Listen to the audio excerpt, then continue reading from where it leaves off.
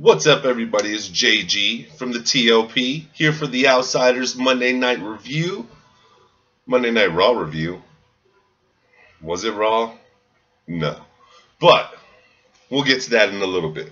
But first, while you're watching this video, go ahead and give us a like, subscribe, hit the little bell thing for notifications, follow us on Patreon. Go ahead and follow us on Twitter at ClickPod. Follow me individually at JG from TOP. I think it's Legend at Legend958. At the Legend958. Something like that. Follow us on BeanPod, Podomatic, iTunes, guys. Like you know, we express every time. We're everywhere, guys. So I don't know. Just give us a listen. Give us a follow. Keep the cause going. Alright, guys, so welcome to your Monday Night Raw review following Great Balls of Fire. Pretty good pay-per-view, if I could say. I give it about a 6. Mean Dean is a little nicer than me. Gave it about a 6, but I mean, it was good. It was good. Got the job done. But we're not here to talk about that. But real quick, before we do get in this Raw review, I do want to bring up, what about the refereeing last night in that Hardy's match? I swear that was a 3 count, and all of a sudden there was, no point put up. So I don't even know why that's not a bigger issue. On all the shows I listen to, Mean Dean's really the only one who really put some time in covering it. So hey, thanks, brother. Great review last night, by the way. So if you guys haven't seen it yet, go ahead and pause, stop this video, go ahead and watch his first, and then come back and check ours out. But let's go ahead and get into what we are here for. Tonight, it's real simple. We're here for the Monday Night Raw review. It's a show after Great Balls of Fire. I didn't expect anything huge. I figured they'd give it a week or two before they really start kicking in the storylines. Everything we've seen was a continuation from last night and a build up to SummerSlam, but it was really a dull show other than one huge segment, and we'll get to that.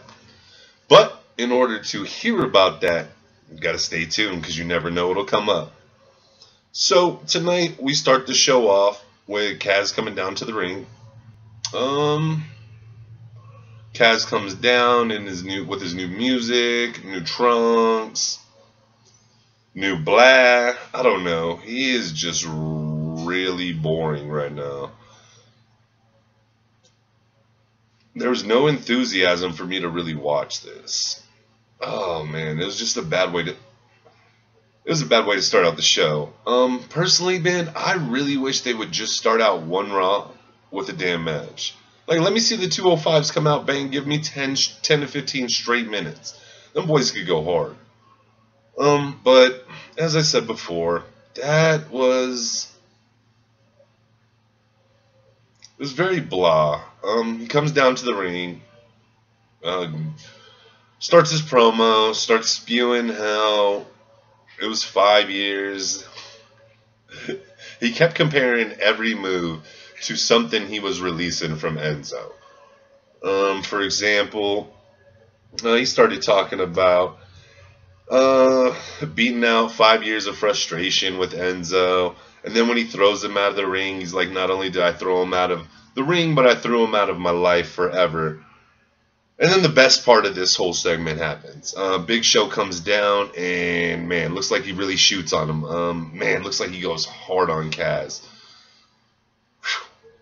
I would have hated to have been Kaz in that predicament with that big man rolling around on me, let alone with what he was doing. I know the body blast didn't look the hugest, but I promise, guys, with that big ass fist, just landing it there, it could do some damage. And man, some of them shots and the way he was just rolling with Big Show, if your matches were like that, you could still go places, man. So let's see more of that from you.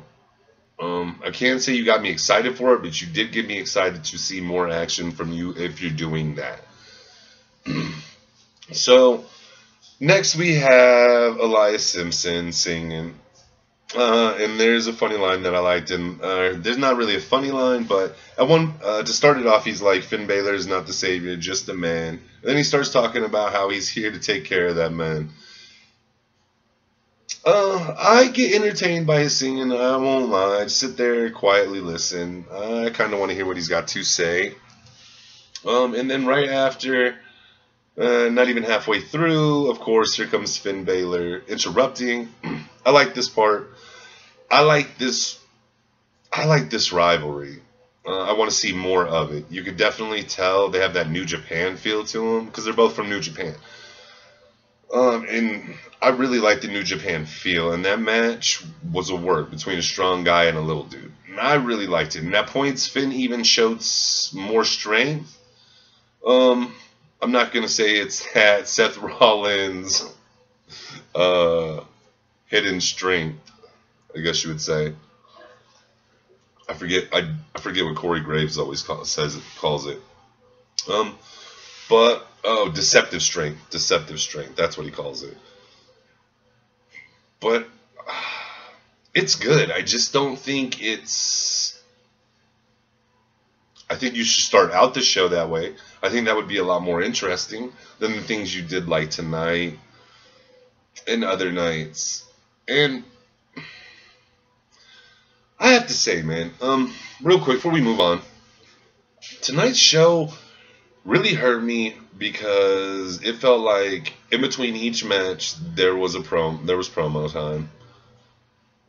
In the middle of every match, it felt like there was a commercial break. Like, there is no way to disengage me more unless that match is just going ham right before the commercial break. Then I'm excited for it to come back. But in the situation of tonight, and I understand that we're coming off the pay-per-view, so it's a come-off show, it just wasn't impressive to me.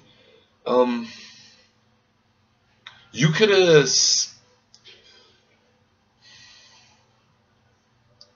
have set the show up better to make it have more of a flow, more of a better feeling. So Finn, there's a good part in here where Elias actually throws Finn Balor, and it is really nice, man.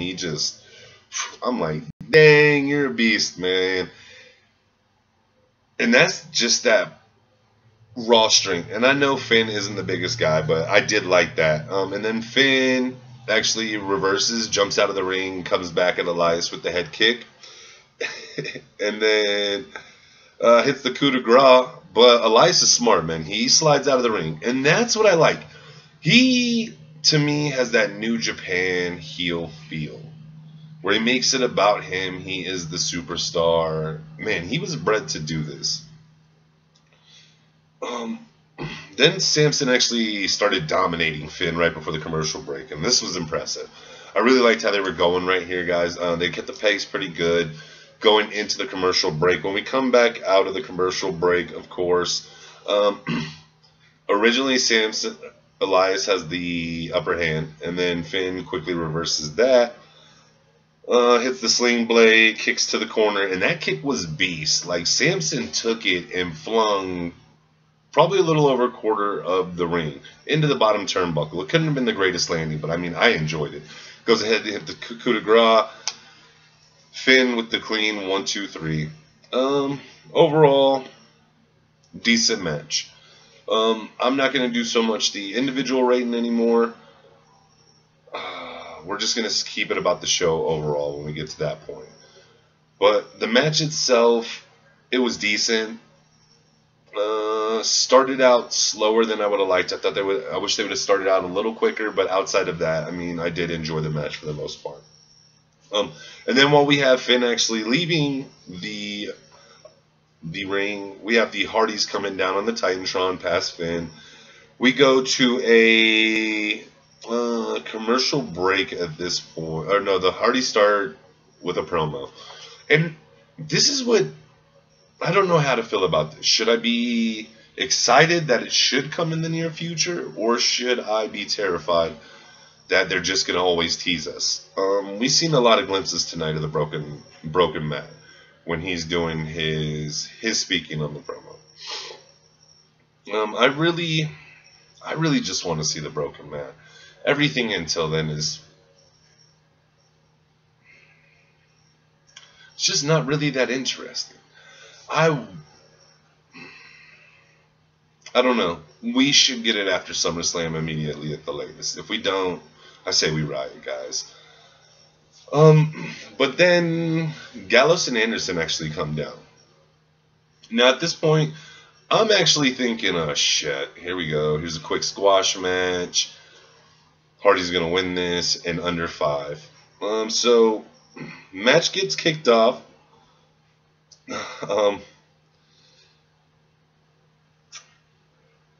Nothing too spectacular to start out the match. About halfway, maybe 40 to 50% through the match. There's a hot tag to Jeff. Jeff comes in. Hot tag to Matt. Matt comes in. Matt hits a side effect, goes after Gallows. Then while setting up Anderson, he actually gets kicked in the back of the head. Magic Killer 1, 2, 3. Gallows and Anderson actually got the win. I enjoyed that because for me tonight, I didn't expect that, so it was unsuspecting. Was it the greatest match I've ever seen? No. Was it even up there? No. But it was the finish that got me on this. It was the Gallows and Anderson win. I really want to see Gallows and Anderson get a push here.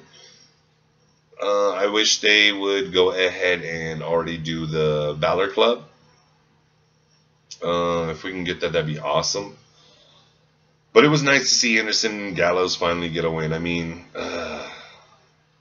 feels like they're constantly getting hosed around left and right. I mean, I don't understand it. Phenomenal talent. I'm not going to say they're both great on the mic, but as a duo, it works. So hopefully we'll see a little bit more push out of them. I wonder if we're going to see a huge losing streak from the Hardys, and that's actually what sets up the broken gimmick. I think that would be super exciting at this point, to see them go on a hell of a losing streak, and I mean losing to everyone, and then boom, they can't take it anymore, disappear for a couple weeks, come back, and boom, we got the broken Hardy and Brother Nero. Throw in Willow if you want there, but I definitely want to see some broken Matt. So after Anderson and Gallows hit the Magic Killer to get the win, we hear the Revival's music hit. Oh, I'm excited. When they originally come down, it's a little weird because it looks like they're looking at Gallows and Anderson from the camera angle, but they go straight to the ring and destroy the Hardys. Man, there is a vicious knee off the top turnbuckle. Done perfectly. Can I say perfectly, man? Then they go ahead and double team Jeff and get him with the Shatter Machine, and oh my goodness, man. I can't wait to see more of the Revival in the big show. I think they could definitely revive the tag team division. So fingers crossed. I really want to see the Hardys get destroyed right now, and that's how they get broken. I hope the Revival's the team to do it. Wow, them boys are amazing. I would love to see, and I know one's on SmackDown, one team's on SmackDown, one team's on Raw, but I would love to see American Alpha versus the Revival. I think that would be a phenomenal match, especially with Chad Gable, the way he's working right now. Holy shiesta, man. Like, I don't get to do the SmackDown reviews at this time, because, you know, Mr. Mean Dean does them, and he does an amazing job. But, man, if there was a match I wanted to talk about from last week of that, or maybe it was 2 weeks ago, it was that Chad Gable, AJ Styles. I think that was last week, and that was phenomenal. But I digress. Let's get back to the show we are here to talk about, which is Monday Night Raw. Then, right after that, more talking. I did enjoy this segment personally. I don't care what any of you guys said. I don't know. I kind of really did enjoy this segment, man. The Miz goes ahead, and we have the Mizzies, which is his version of the Emmys, the Golden Globes, any award you want to put there, the ESPYs. And he just cracks me up, man. So we got the Mizzies on Miz TV. The Miz just really cracking me up with the way he does some things. I hope this really helps out Bo Dallas and Curtis Axel. I'd like to see them get a semi-push. Do I think they'd be a great tag team? No.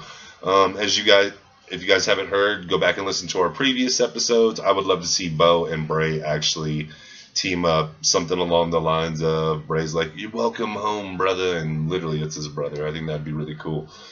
They would both have that crazy look.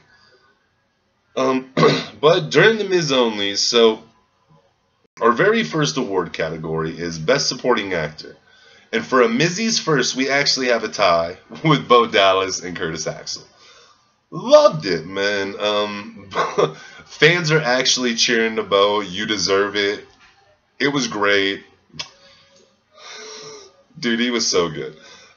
Curtis, he's pretty bland, but he did what he could tonight. I'm not going to say for even a second he took away from the segment from me. Next category we have is Gorgeous, Sexy Leading Lady, which is Maurice. I'll never complain there. That woman is absolutely beautiful. Wow, yeah. Wow, Miz is a lucky man. Good job, Miz. And then our last category was probably my favorite category. It was Greatest Man in the WWE. Miz opens the envelope and proceeds to say Dean Ambrose. Crowd reacts. Cheers. Michael Cole makes some comment about he can understand it. Miz says he's kidding. It's the Miz. I chuckled a little bit. I did enjoy that part. Got a quick laugh out of me. Right after this, Ambrose, of course, comes down, beats up, goes to attack the Miz, is getting 3-on-1 attack, and then lo and behold, Seth Rollins comes down. Could we be setting something up? Could the WWE truly be building something here? We'll talk more about that a little later in the show. So Seth Rollins comes down, clears out the ring, into that. For me, I know they're going to carry the Dean Ambrose Miz storyline to SummerSlam. That's what I'm at least afraid of. I think they might actually do a tag match, something along the lines of Seth and Dean and The Miz with Bray. You think they could do that? You think they can really do that? It'd have to be like the 2-on-3 match. That's how they'd have to set it up. But Bray would have to be in there because they still have him dominating. Or was tonight like the final into the Bray match? We'll get to that later in the show. Something to ponder while we're discussing the rest. So after this, we go to Dean and Seth backstage. Ambrose tells Seth he doesn't trust him. Of course, he's earned that by himself. You know, the turn from the Shield. He tells him, "You fight your battles, I'll fight my own." I don't know. This whole time, I'm like, dude, with the main event being Bray and Seth, it's definitely going. We're definitely going to see him later in the show. After this, we have Sasha and Bayley versus Nia and Alexa. Alexis Bliss. Oh my. Can I just say that woman is perfection? I don't know. I just think she's absolutely gorgeous, man. Those are 4 beautiful women, man. Like, Nia's even got that face, dude. Oh my god. But you know how I feel about little Miss Harley Quinn. Sasha, this match was interesting. I enjoyed it. Sasha attacks Alexis at one point, and Alexis is just getting tied up in the ropes.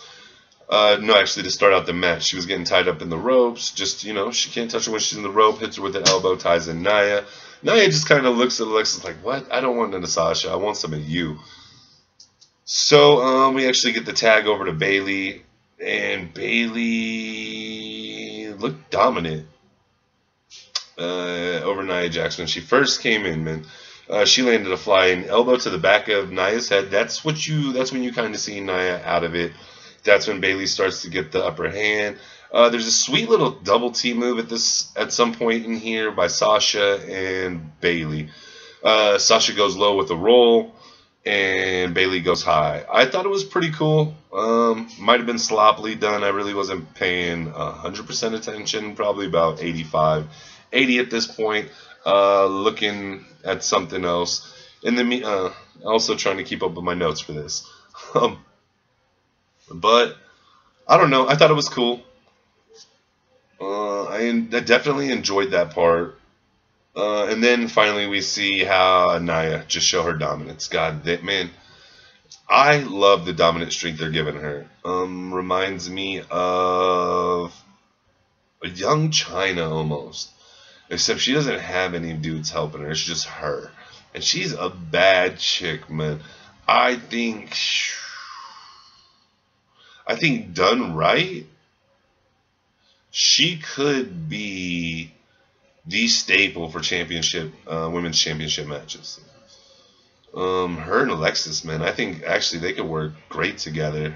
If you did a little thing where Alexis was the champion, but sometimes she would just pick Nia to wrestle matches for her because she didn't want to, or she's protecting herself. Work a little gimmick like that together. That would be interesting. Just give them more free reign to do what they want. That's what I want to see.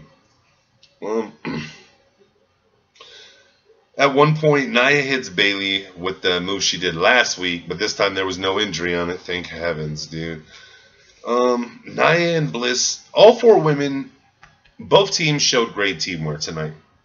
I really enjoyed the team spots. They were really good. Nia throws Sasha out. It's crazy.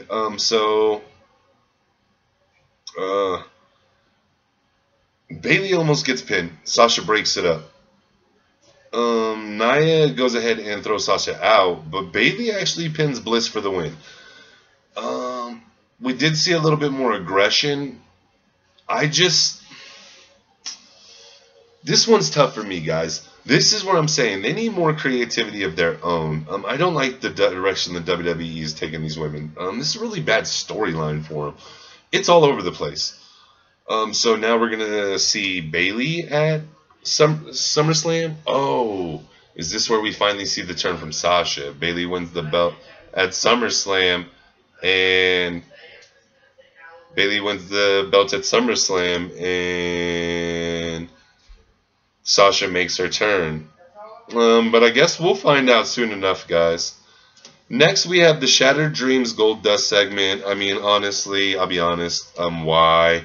They have a match. Gold Dust wins 1, 2, 3. It wasn't really an interesting segment for me, guys, or anything like that. Then we have my favorite segment of the whole entire show. This segment is actually Kurt comes down, and he actually introduces Brock Lesnar, the Universal Champion. Kurt wants to talk about a title defense in the ring. Heyman's like, hey, we don't discuss creative. We don't have creative meetings in public. At this point, Roman Reigns actually comes down. I was starting to get bummed already off the bat. I really just wanted to see Joe come down, but instead I see Roman. But this actually worked out perfectly. So Roman comes down to the ring. Brock gets in his face, and Roman starts talking, and Heyman's like, oh, this is a great idea. And Brock just grabs the mic from Heyman. He's like, man, you don't deserve shit. Straight up to his face, man. It had me cracking up and excited. I literally moved to the edge of my seat. I was so excited about this. I'm like, oh, this is about to get good. Lo and behold, who comes out but the Samoan Destroyer, Samoa Joe, comes down to the ring.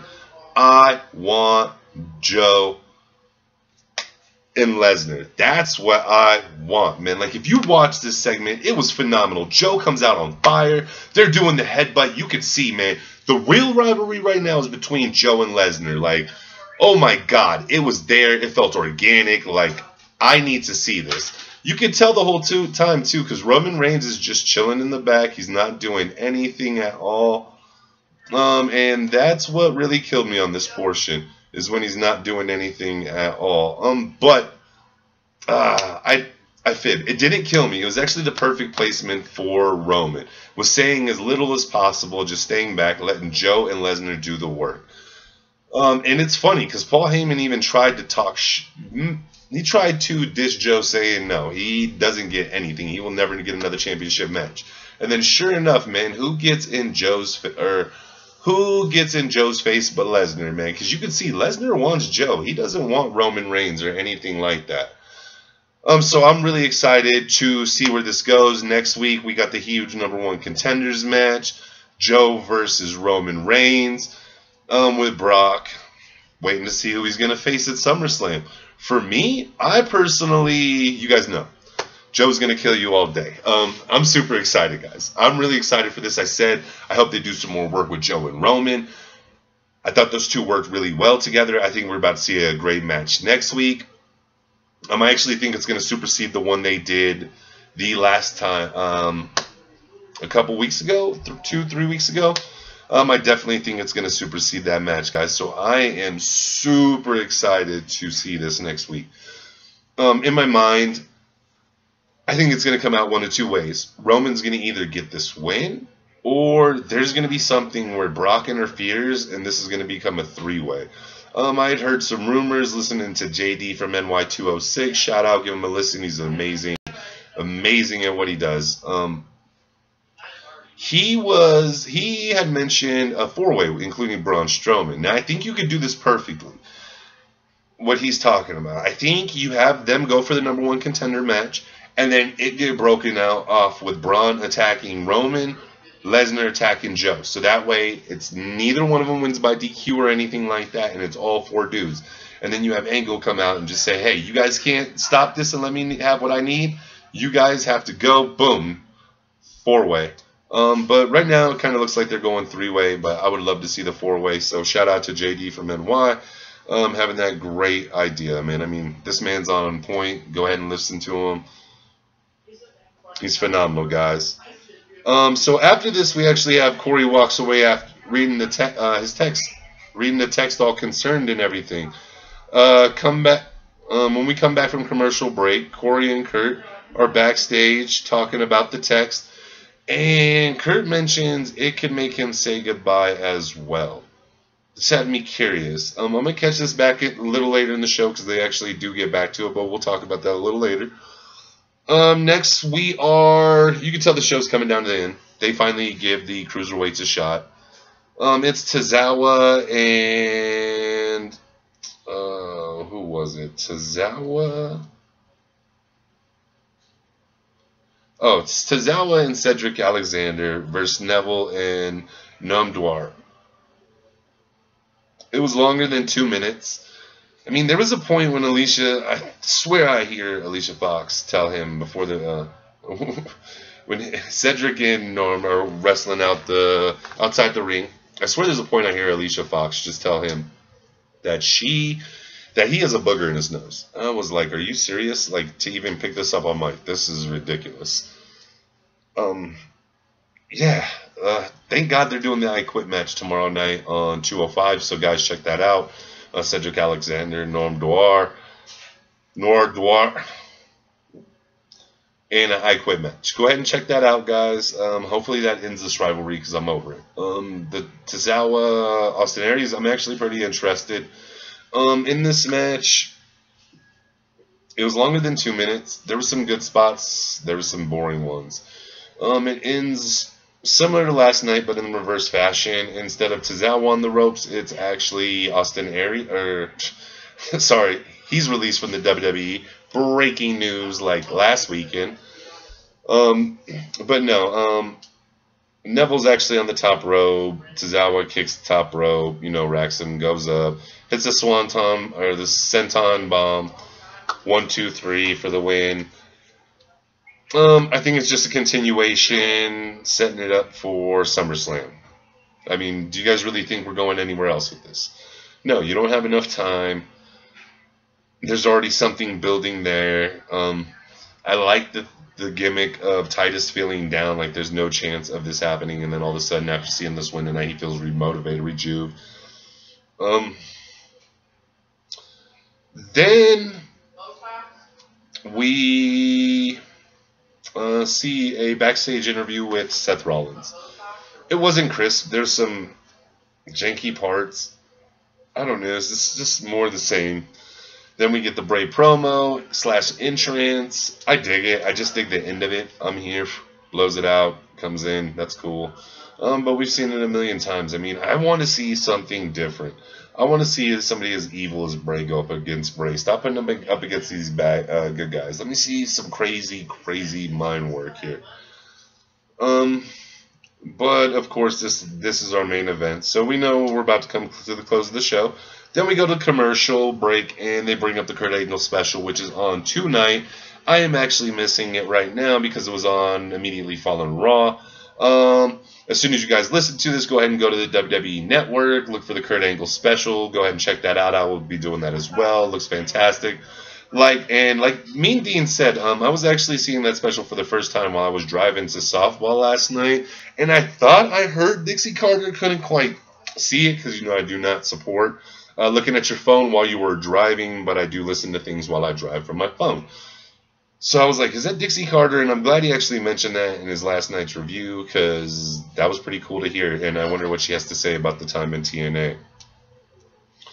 Okay, guys. Now, we come back from commercial break, and the match starts off, and it looks very sloppy to begin with. Like, they are very hesitant, don't know what to do with each other. There's a really deep, and by deep, I mean he kicks it late. Sweet chin music. I don't think he caught him.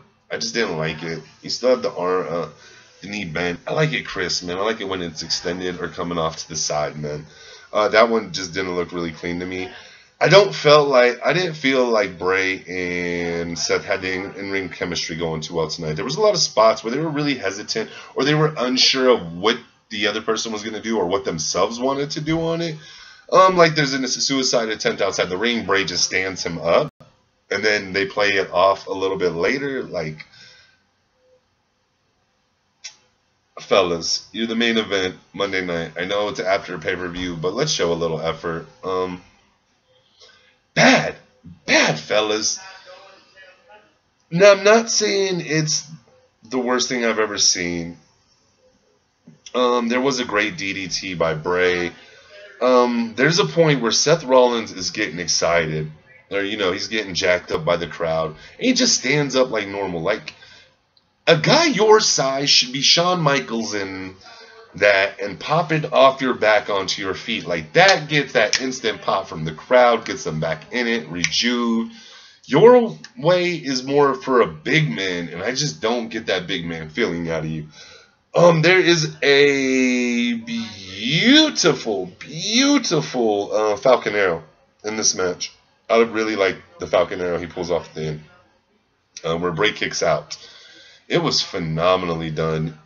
Bray didn't really get a jump on it, and you can see how beastie Seth is when he just finishes bringing him over. Now, it wasn't the crispest, I'm not saying that, but I really enjoyed it because it showed the true power of Seth. And it's like Corey Graves says, it's that deceptive strength. Bray wins, gets the clean 1-2, or gets the 1-2-3. They play the eye gimmick.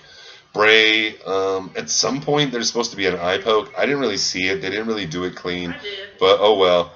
And then at this point, we have a vicious Sister Abigail where he slams him straight on his face. We get the 1-2-3. Bray wins. All right, at this point, Bray leaves the ring. The Miz and the Miz Taraj surround the ring. They attack, They